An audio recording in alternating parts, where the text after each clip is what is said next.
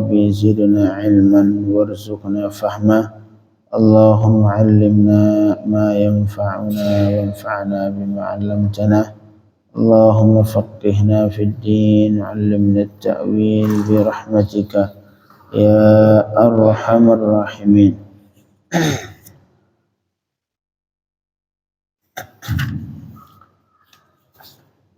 Jamaah subuh yang dirahmati Allah, kita ingatkan yang belum niat i'tikaf untuk berniat nawaitul i'tikaf fi hadzal masjid lillahi ta'ala. Kita lanjutkan tadabbur ayat Allah Subhanahu wa taala, kitabun anzalnahu ilaika mubarakun liyadabbaru ayatih.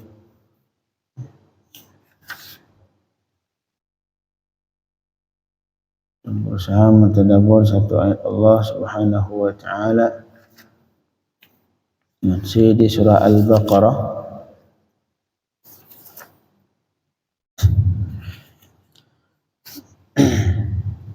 di surah Al-Baqarah ayat 265 masih Allah membicarakan tentang infak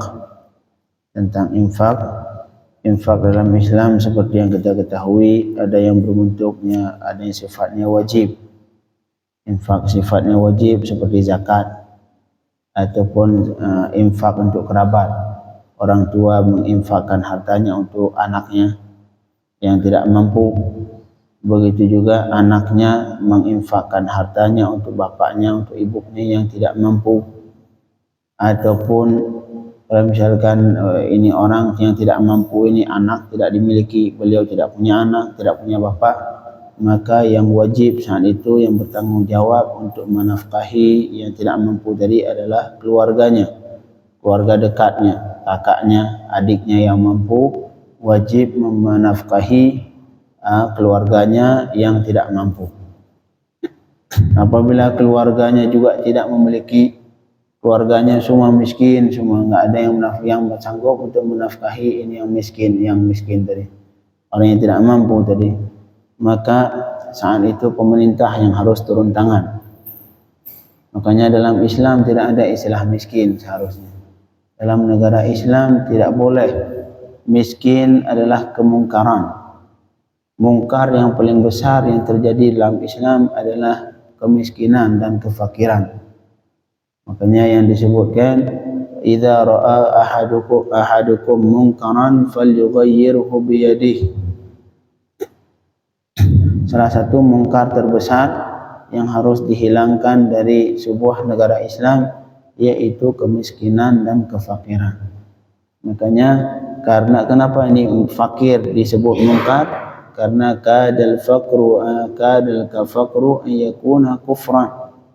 Fakir adalah salah satu sebab yang mengakibatkan seseorang jadi kafir, murtad karena fakir. Makanya seharusnya dalam negara Islam tidak ada satupun manusia yang fakir.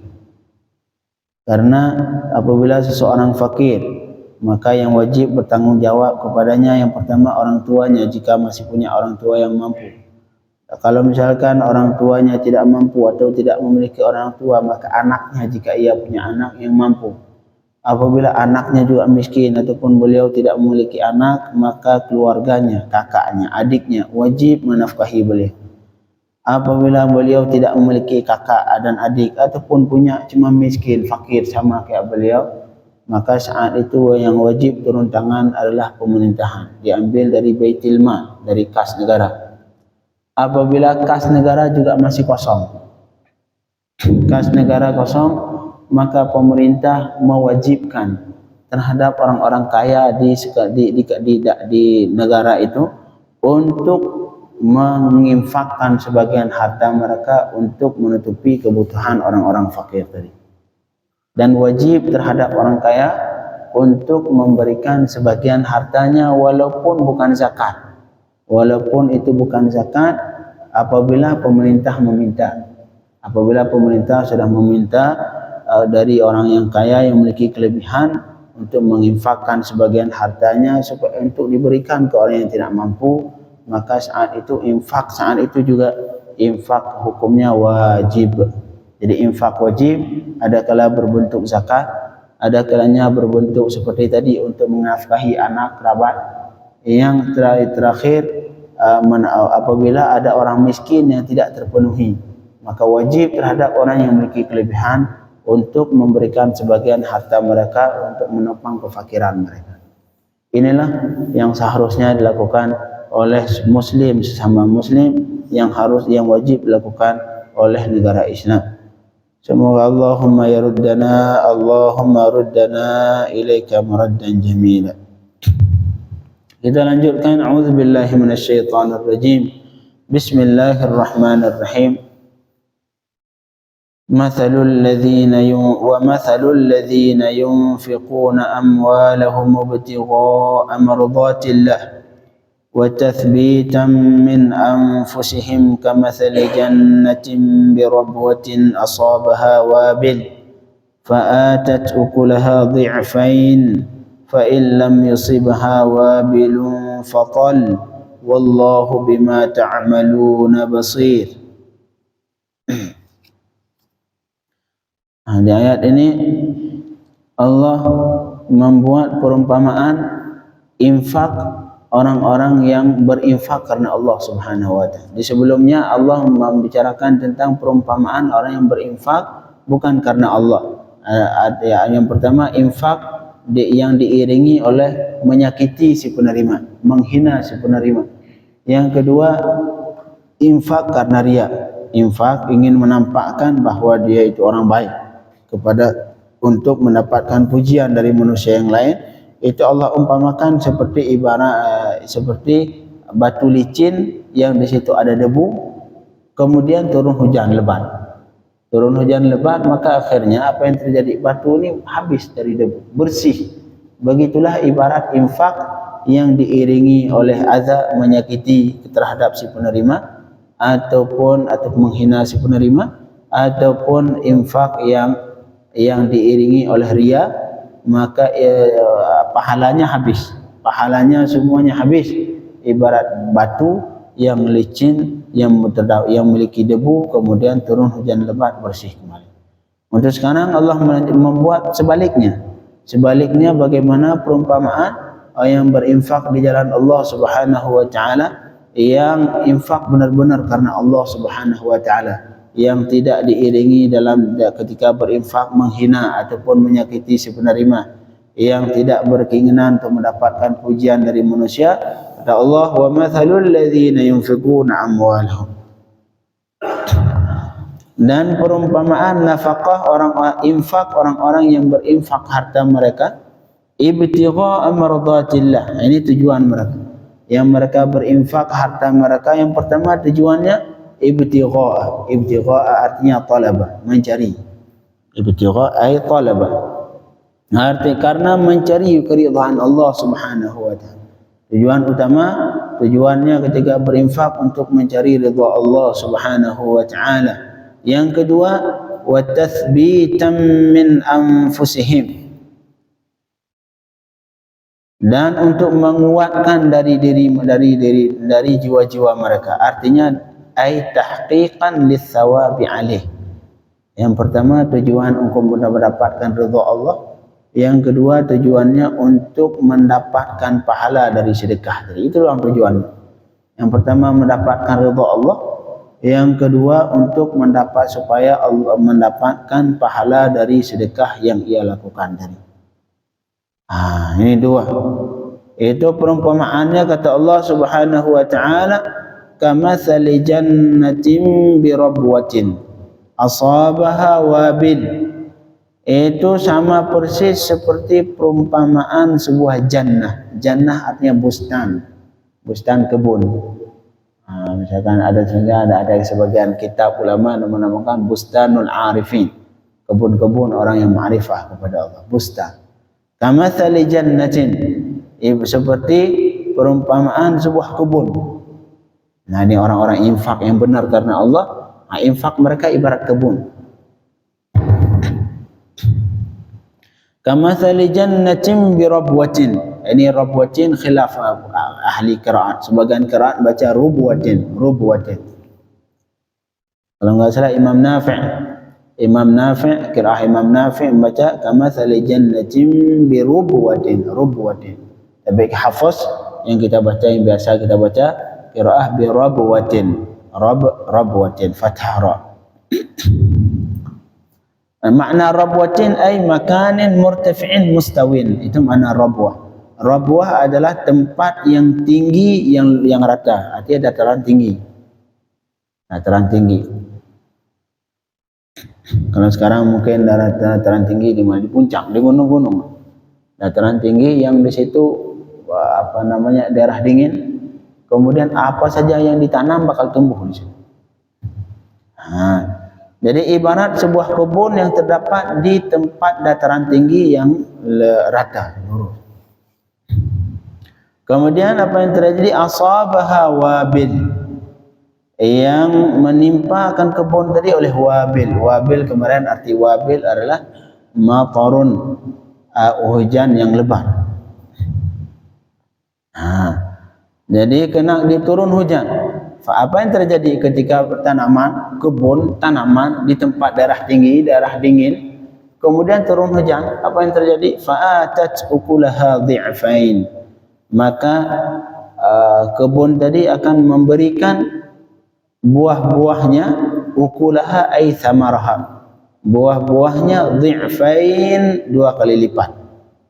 Arti 2 kali lipat di sini 2 kali lipat dari pohon-pohon yang dihasilkan di tempat yang lain. Jadi ibarat kebun terdapat di dataran tinggi, kemudian turun hujan yang lebat, maka buah-buah di kebun tadi berbuah menghasilkan 2 kali lipat dari kebun yang lain. Itulah ibarat dari perumpamaan orang yang berinfak karena Allah Subhanahu wa ta'ala. Kemudian apa Allah lanjutkan?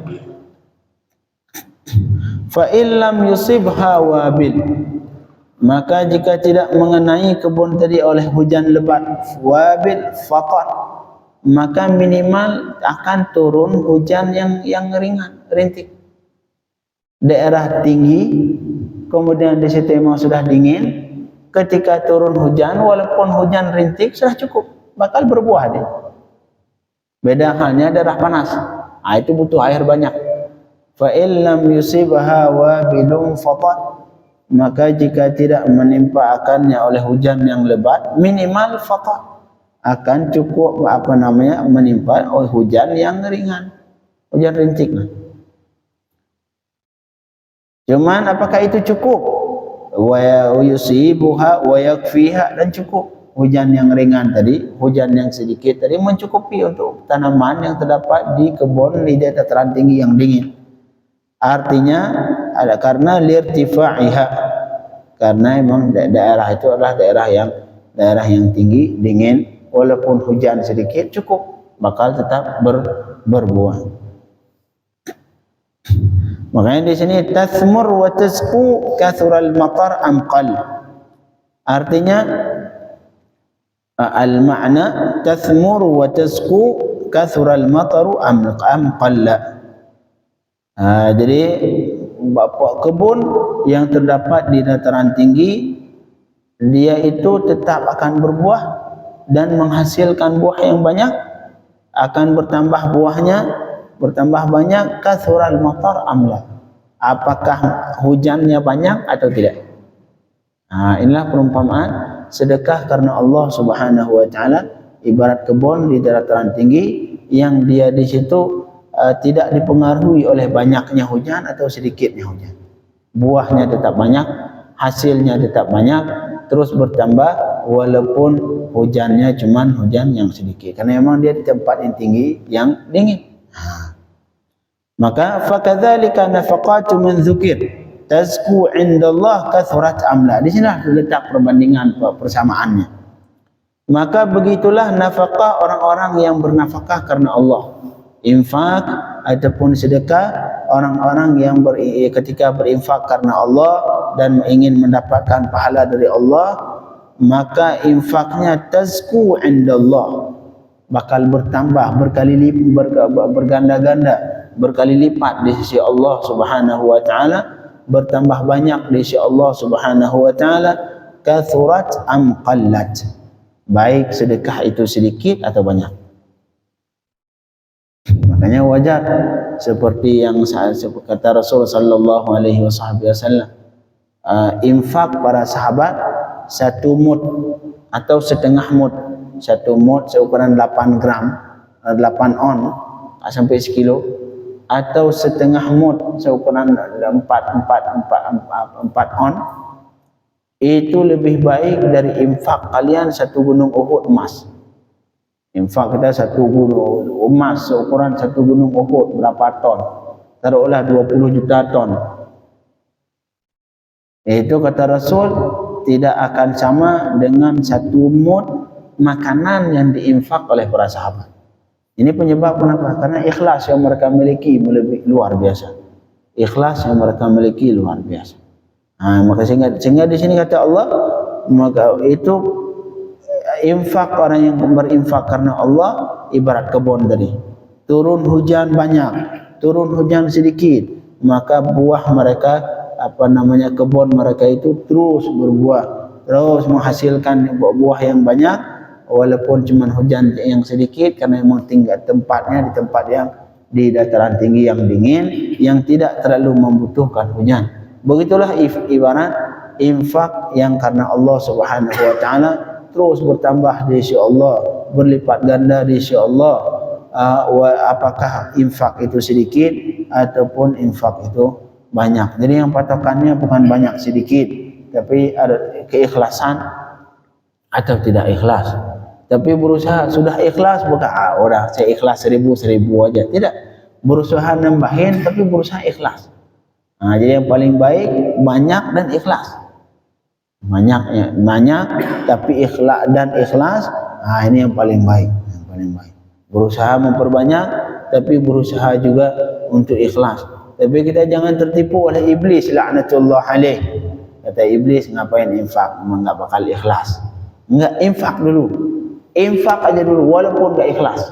Kata iblis, jangan infak enggak ikhlas, jangan infak enggak ikhlas. Sampai kapan mau ikhlas? Infak saya dulu sebanyak mungkin. Nanti suatu saat bakal ikhlas dengan sendirinya. Caranya infak aja. Infak saja. Walaupun Ustaz saya belum ikhlas, infak aja dulu. Tapi di samping walaupun hati kita belum ikhlas, belum bisa karena Allah semata, berdoa. Ya Allah, saya berusaha, ya Allah, saya berdoa tiap hari. Ketika berinfak berdoa, ya Allah, tolong berikan keikhlasan kepada hati saya, ya Allah, berinfak. Walaupun nanti masih riya, begitu lagi, infak lagi dan berdoa lagi, infak lagi dan berdoa lagi. Yakinilah suatu saat ketika Allah melihat kejujuran dalam hati kita, ketika Allah melihat ini orang sudah benar di hatinya, pengen ikhlas, cuma dia sudah berusaha ikhlas tapi belum bisa, dia infak terus tapi belum bisa ikhlas, padahal dia sudah berusaha untuk ikhlas, maka suatu saat Allah akan menghilangkan itu riya di hati kita dan diletakkan keikhlasan dalam hati kita.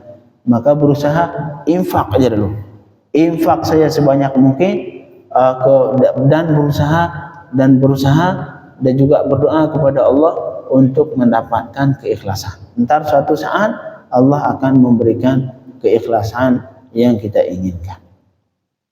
Jangan tertipu sama iblis. Kata iblis, oh jangan infak belum ikhlas, jangan infak belum ikhlas, kasihan terrugi, infak ngapain infak kalau belum ikhlas. Jangan ikuti kata iblis. Infak saya dulu, nanti akan ikhlas dengan sendirinya. Cuman infak yang paling infak dari semua infak yang salah satu infak yang paling bagus adalah berbentuk wakaf. Ini dulu sahabat yang paling disukai sahabat adalah wakaf. Kita punya tanah, kita punya rumah, wakaf saya ke jalan Allah. Mau ngapain? Mati kemana itu tanah rumah? Bakal diperebutkan oleh anak. Cukup. Sayyidina Umar bin Abdul Aziz radhiyallahu anhu, ketika beliau meninggal, anaknya cuma disisain berapa dinar dong.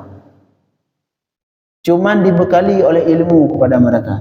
Jadi beliau membekali anaknya bukan dengan harta, tapi dibekali kepada anaknya dengan ilmu pengetahuan. Apa yang terjadi setelah beliau meninggal dan anaknya sudah besar semua, kemudian ketika terjadi salah satu perang, lupa namanya, Yang paling banyak yang memberikan kuda, yang menginfakkan kuda dalam berperang itu anaknya Sayyidina Umar bin Abdul Aziz. Anaknya khalifah. Beliau khalifah, tapi ketika beliau meninggal, cuma meninggalkan beberapa dinar saja untuk anaknya. Tidak meninggalkan rumah. Kalau kita ninggalin tanah, ninggalin rumah. Kemudian apa yang terjadi? Kebanyakan anak nggak mau tinggal di rumah bapaknya, nggak mau tinggal di rumah anaknya. Akhirnya anak bikin rumah sendiri, rumah bapaknya yang dulu dikumpulkan buat anak nggak ditinggalkan, nggak ditempati sama anak. Karena semua anak merasa malu tinggal di rumah orang tua, merasa aib. Masa saya tinggal di rumah bikin orang tua aib? Saya udah kerja, udah bisa nyari uang. Akhirnya apa yang terjadi? Anak nyari rumah lain yang bapaknya dulu ngumpulin uang buat ngumpulin uang untuk membuat rumah buat anaknya, tapi kemudian anaknya tidak mau menempati. Makanya pikir dari sekarang, sebelum kita meninggal, buatlah bekal. Jangan bekal untuk anak saja, bekal untuk akhirat kita juga. Karena anak pada hakikatnya juga bekal sebenarnya. Anak pada hakikatnya seharusnya jadi bekal untuk kita di hari kiamat. Tapi apabila anak kita tidak bakal jadi bekal, sulit untuk jadi bekal. Anaknya disuruh ke kanan, jalannya ke kiri, disuruh naik, disuruh turun ke bawah. Itu anak seperti itu sulit untuk jadi bekal. Maka berusaha jadi bikinlah bekal-bekal yang lain yang paling bagus berbentuk wakaf. Karena kalau sedekah, misalkan kita sedekah 10 juta, 20 juta, selesai kita sedekah itu dibuang habis. Tapi kalau wakaf, la yuba' wa la yuhab wa la yuba' wa la yuhab. Tidak boleh dijual, tidak boleh dihibah. Wakaf sampai hari kiamat tidak boleh dikotak-katik. Ya, karena kita punya tanah, kita wakaf. Ini tanah ini saya wakaf untuk pondok pesantren. Maka itu tanah sampai hari kiamat harus difungsikan untuk pondok pesantren. Seperti rumah tahfidz misalnya. Itu sampai hari kiamat harus berbentuk rumah tahfidz. Makanya jadi cara untuk mengekalkan, untuk mengabadikan sedekah yang kita lakukan, cara untuk mengabadikan infak yang kita lakukan, maka infaklah berbentuk wakaf. Wakaf tanah, wakaf rumah, ataupun misalkan kita lihat di sawah-sawah tidak ada tempat wudu, kita bikin sumur. Kita bikin sumur, ngasih uang 20 juta, 30 juta, tolong kepada warga, tolong bikin sumur di sini. Biar saya yang butuh air bisa ngambil. Kemudian kita wakafkan. Kita datangin desa-desa, kampung-kampung yang di situ nggak ada air bersih. Kita gali sumur bor, kita serahkan ke mereka ini sumur bor, saya wakaf ke masyarakat di sini. Kasih uang 50 juta, itu sumur bor sampai hari kiamat bakal ngalir pahala. Wakaf hartanya, cara untuk mengabadikan sedekah adalah dengan wakaf. Di samping sedekah-sedekah yang lain. Tapi jangan kita lupakan wakaf. Minimal sebelum kita meninggal, kita harus punya 1 atau 2 tanah atau rumah atau apapun yang benda yang lain yang kita wakafkan di jalan Allah, yang itu menjadi bekal nanti di hari kiamat.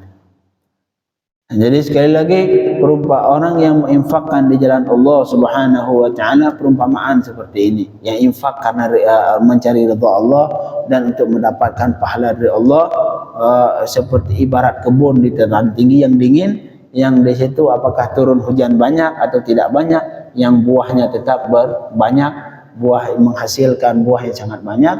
Begitulah infak yang karena ikhlas. Infak yang diberi ikhlas karena Allah, infak yang tujuannya untuk mendapatkan pahala dari Allah, maka seperti itu hasilnya di sisi Allah tetap banyak, hasilnya tetap dilipat gandakan oleh Allah, tetap banyak di sisi Allah Subhanahu wa taala, baik sedekah itu sedikit atau tidak. Wallahu bima ta'maluna basir, dan Allah dengan apa saja yang kalian lakukan Maha melihat. Allah melihat apapun yang kita lakukan, semua infak yang kita lakukan Allah melihat. Fayujazikum bih, maka Allah yang memberikan balasan kepada kalian dengan apapun yang kalian lakukan. Allahumma anfa'na bima 'allamtana wa 'allimna ma yanfa'una. Allahumma faqihna fid din wa 'allimna at-ta'wil. Allahumma waffiqna lil 'amali bima 'allimna wa waffiqna li kulli khair wa ab'id 'anna kulla syarr wa waffiq ahlana wa kulla man ahabbana fika wa kulla man ahsana ilayna وكل من عادانا برحمتك يا أرحم الراحمين. وصلى الله على سيدنا محمد وآله وصحبه وسلم والحمد لله رب العالمين.